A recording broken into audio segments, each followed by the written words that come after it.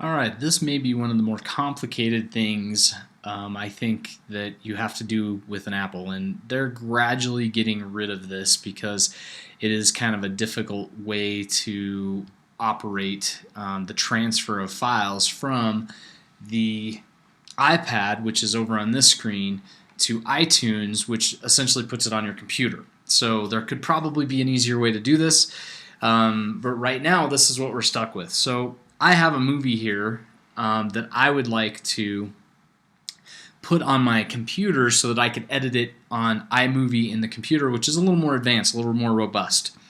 And the steps I have to take are as follows. I have to click on the little button down here and say Send Project to iTunes. Now once I do this, it's actually going through this little process. It's sending the project to iTunes.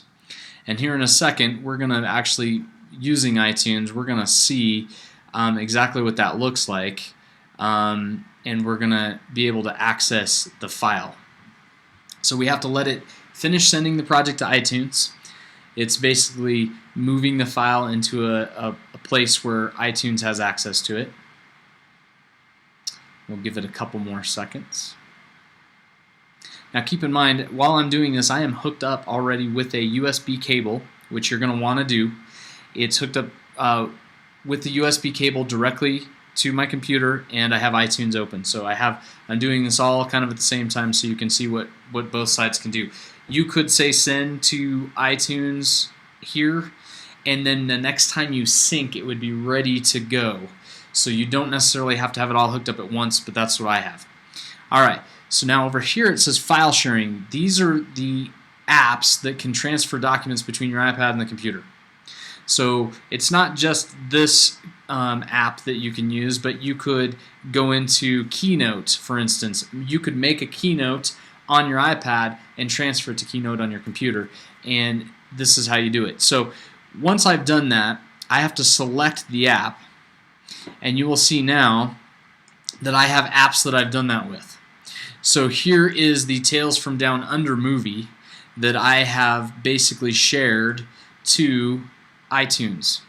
So once it's right here, I have to do something else. I have to save it, and I need to save it somewhere where I can access it on my computer. So this is saving it from my iPad, or at least think of it that way, to my computer. Alright, so when I find a place, I'm just going to save it to the desktop, and I say open.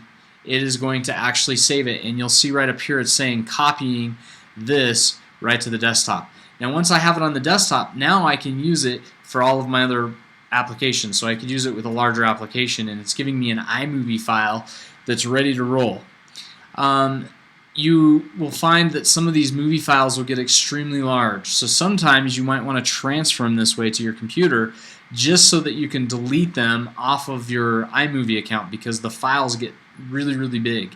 This file has like 2 images in it. It's already 123 meg. I made a 5-minute Easter video. It was a gigabyte. So you got to remember that sometimes your space can get taken up by making a lot of these iMovies, and so sometimes you just want to move them to the computer and get them off of there. Keynote's the same kind of way. When I do a Keynote presentation, I can share it with there, and I can move it back and forth.